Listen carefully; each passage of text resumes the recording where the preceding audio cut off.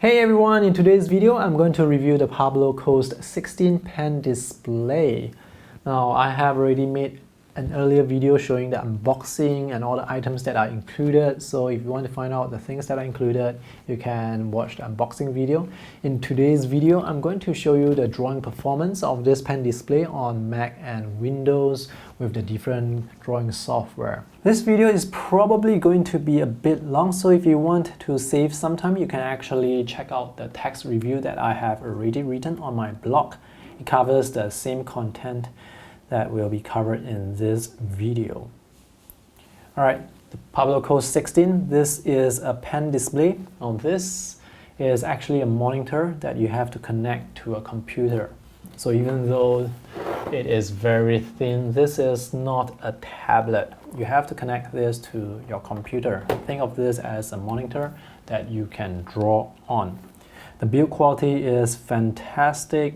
Because this is an IPS panel, the viewing angles are quite good. When you tilt the screen, the colors, they do not shift that much. Now I used a color calibrator to measure the color gamut and I got a readout of 75% sRGB. 75% sRGB is good enough, but obviously not as good compared to 99% sRGB. So this is not a screen that I will use to edit photographs, for example, or this is not a screen I will use if I really need to do any color accurate work. But for digital painting, drawing, comics, no problem at all. There are 8 physical shortcut buttons on the side. There's also this scroll wheel which allows you to scroll web pages or change brush sizes. The buttons, they have very firm feedback on them, nice to press, and you can customize specific keyboard shortcuts into the buttons. Now in the unboxing video, I mentioned something about pen tilt because I saw it here on the packaging. This is actually not tilt sensitivity, it's just the angle that the pen can work at. So the maximum angle is 45 degrees. I feel that they shouldn't have listed that on packaging because it's unnecessary information. It's not important because you will have to use your pen at certain angles. So no tilt sensitivity with this. Alright, the reason why I took such a long time to make this review is because Parblo has sent me a faulty unit, so I had to return it to them. I have to ship it back and wait for them to send me a new one. And this is the new one that you are looking at right now. So with the previous review unit, I had a problem with the pen. When I lift the pen, the cursor would jump somewhere else on the screen. So it was incredibly irritating and a deal breaker. But now as I lift the pen, the cursor remains where I lift the pen. So this is how it is supposed to work. In fact, I have recorded most of the review a few months ago using the faulty unit. So some of the footages that you may see later on, that erratic cursor behavior may still be there, but that is all fixed now with this unit. Alright, now I'm going to show you the Windows drivers and some of the features. If you want to jump ahead and look at the testing with different graphic apps, you can do so. I just want to show you some features here. Before you install any new graphic tablet drivers, you should always uninstall old ones. So this is the Windows driver, and this is where you can adjust the pressure sensitivity of the pen. This pen supports up to 8,000 levels of pressure sensitivity, and this is a really sensitive pen. So you can adjust the pressure curve using this circular control here. There's no way to click on the pressure curve to adjust it, so you have to do it through this circular control. And there is only one side button here. If you want to adjust the functions here, well, there are some predefined functions to choose from, the usual mouse clicks. If you want to assign a specific keyboard shortcut, you can do so here as well. Let's go to the mapping. Right now I'm using an extended monitor mode, which means I have 2 screens, 2 desktops. So this is my main desktop. This is my extended desktop. This is a Surface Pro. So this Surface Pro is actually the unit that is powering the screen right now through its USB port. Okay, I have chosen to map the working area of this pen display to this desktop. What this means is When I move the pen around, the cursor is always directly beneath this pen. There is no way for me to jump the cursor from this desktop to the other desktop. With some other pen displays, they have this function where you can click a side button here and the cursor will jump to the other screen, so you can control the cursor using this pen display, but that function is not available here. So if I want to use extended mode, if I want to control the cursor on the other screen, I have to switch over to using a mouse on the side. So that is a bit inconvenient. You can choose to set this working area to both desktops, but that would mean the mouse will be misaligned to the pen, so that's also not ideal. It is best to set it to something like this, have the cursor always directly beneath the pen, or set it to one-to-one mirroring instead of extended desktop, unless you really want to switch over to using the mouse. I mean, it really depends on your preference. If you are a left-handed user, you can choose to rotate the screen. You can choose to rotate 180 degrees so that the physical shortcut buttons, they can go to the other side. Let's take a look at the key settings. So this is where you can assign specific keyboard shortcuts to the 8 physical shortcut buttons here on the side. It's really easy to assign. Just click on the button you want to assign and click on keyboard, and a virtual keyboard will appear. Now this keyboard has all the keys available. So if you want to, let's say, let me just clean out the current setting. If you want to Control N to create a new file, you just click Control and N and click OK, and the setting will be bind to that particular key. So it's really easy to set keyboard shortcuts. Now there is this dial here. So with this dial, there is actually a button in the middle of the dial which allows you to switch between functions. Here there are only two functions to switch between, so it's either mouse wheel. Mouse wheel by default is the scrolling function, and then there is this other function, the brush size increase and decrease. So if you press the button in the middle of the dial, you can switch between scrolling and changing the brush size. And that's about it to this tablet driver. And now let's test out the sensitivity of the pen with some of the graphic software that I have on Windows. This is Photoshop CC. So let's test the pressure first. Pressure works very nicely. The transition between the thin and the thick, it's very smooth. Let me just zoom in. I have configured the zoom buttons to these two buttons here. So let me just press this and zoom. So the transition is quite smooth. In fact, it's very smooth.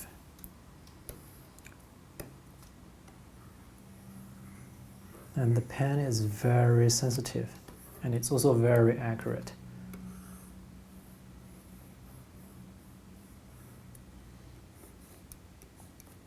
There is no lag whatsoever. Let's draw some slow diagonal lines to see if there is any jitter. So I'm drawing this as slowly as possible. Now with some digital styluses or with some other tablets, when you draw diagonal lines like this very slowly, you can get the jitter or the wobble effect, but here it looks like it's very accurate. Let's do some quick strokes to see if it can be used for hatching or shading. The lines, they taper really nicely, as you can probably see. This is zoomed in at 300%, so as to let you see how the lines perform. That's why there is some pixelation. Let me zoom back down. So when it's zoomed at 100%, the lines, they appear quite sharp, with sharp edges. And now I'm using Krita. Pressure sensitivity works. I can get thin and thick lines very easily by varying my pressure. There's this matte surface on the screen. It really works well with the pen. So the pen is not that slippery on the screen. It provides that nice texture to draw on. This is Medibank Paint Pro. Pressure sensitivity works great here. The lines, they taper very gradually.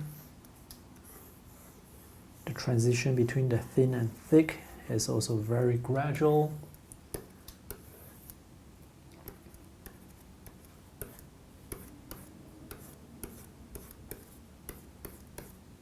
This is sketchable on Windows.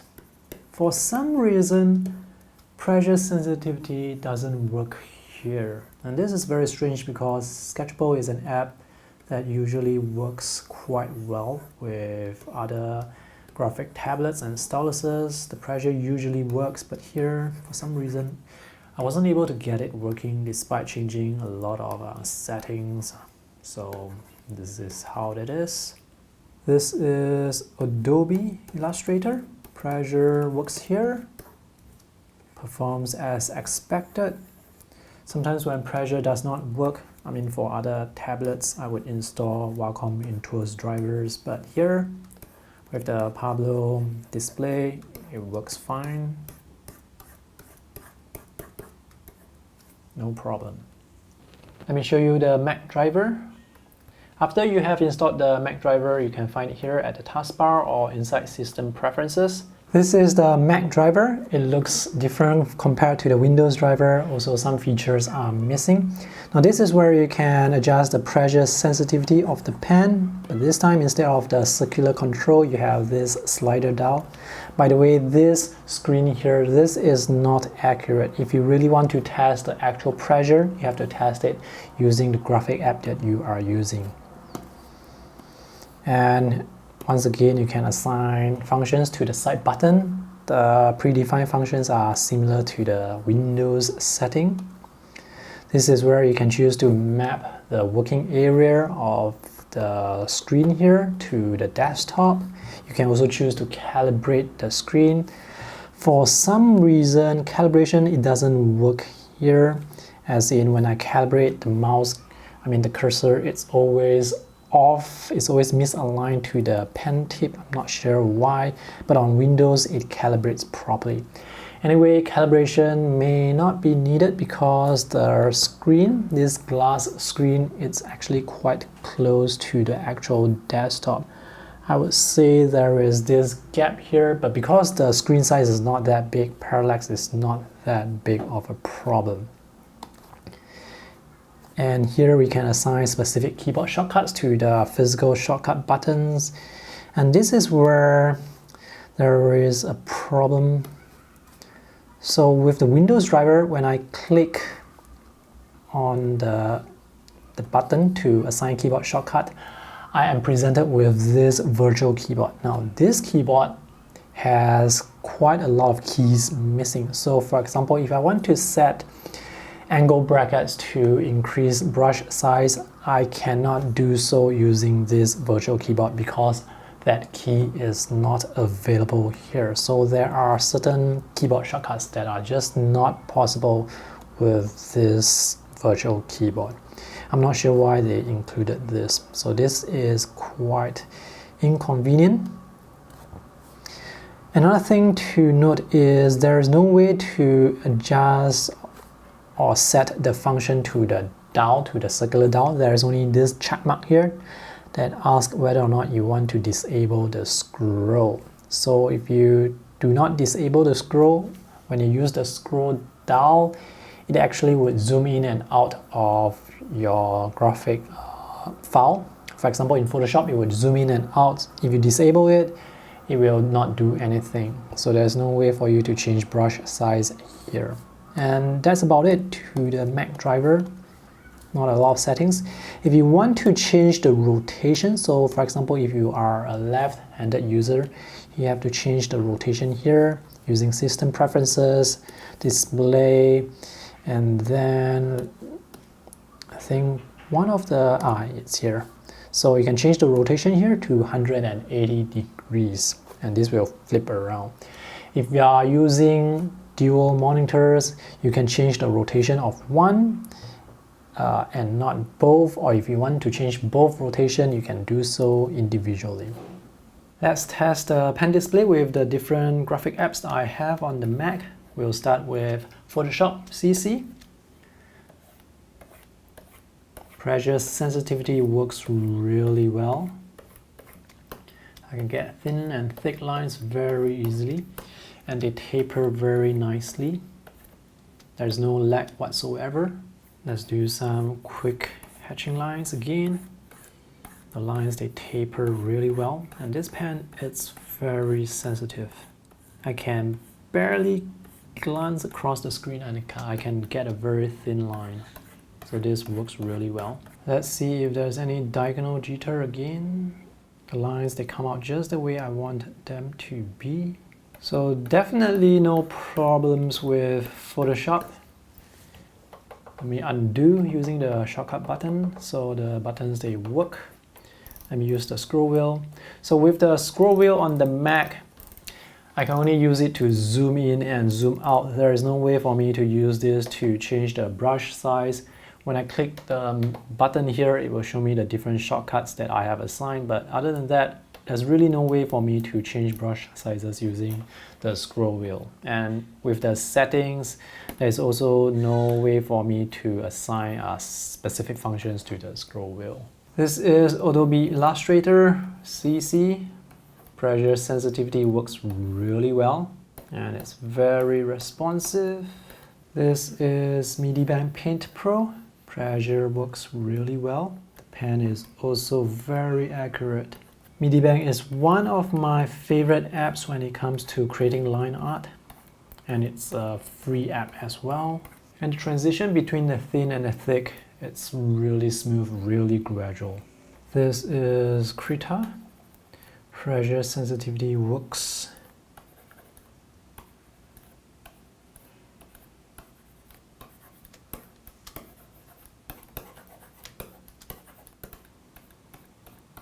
This is Clip Studio Paint. Works really well. This is also a fantastic app when it comes to creating line art.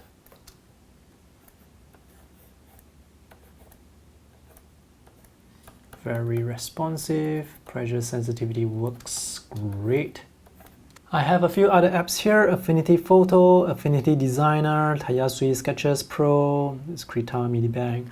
All these apps, they work quite well. Notice the stray strokes. This is where I have to tell you something about the erratic behavior of the cursor. So as the pen hovers around the bottom region here, the cursor starts to act up. So pay attention to where the cursor is as I move my pen down to the bottom here at the bezels here. Notice the cursor, it actually jumps up. And not just that, I did not touch the screen. I'm not touching the screen with the tip here. I'm in hover mode, and yet I'm able to get strokes like this. So definitely a problem here. This is a deal breaker. When drawing elsewhere on the screen, it's not a problem. It's just that when the pen is down here at the bottom edge, it becomes a problem. So I'm not sure why that is so, and whether or not a new driver can fix this problem. So here I'm drawing something, no problem at all, no stray strokes. Just that when I move the cursor down here, see that? I did not touch the screen, but oops, another one. So this is definitely very frustrating. It only happens around the bottom region here. And not just that, let me zoom in. Pay attention to where the cursor is. I'm going to lift the pen away, and I'm going to pull the pen close again. Now notice where the cursor is. It's down here. But as the pen goes closer to the screen, the cursor jumps from the bottom up back to here. So this erratic behavior is also quite irritating, although it's not as bad compared to the stray strokes. We are almost at the end of this review, so let me give you a summary of the pros and cons. This list that I'm going to go through, this is available on my blog from the text review that I've written. So the overall build quality is quite good. This is a very solid pen display. I like the matte screen texture. It's really nice to draw on. It has good friction. It allows you to have good control with the pen when drawing on the screen.